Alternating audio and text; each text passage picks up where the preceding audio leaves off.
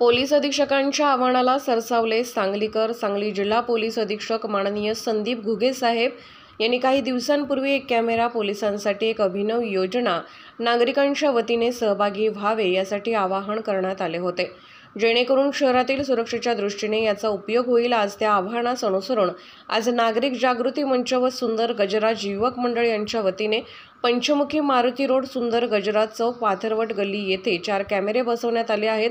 सांगली महानगरपालिका क्षेत्रातील मंडळींनी खर्चातून शहरामध्ये वेगवेगळ्या भागात कॅमेरे बसवून पोलिसांना सहकार्य करावे असे आवाहनही करण्यात आले।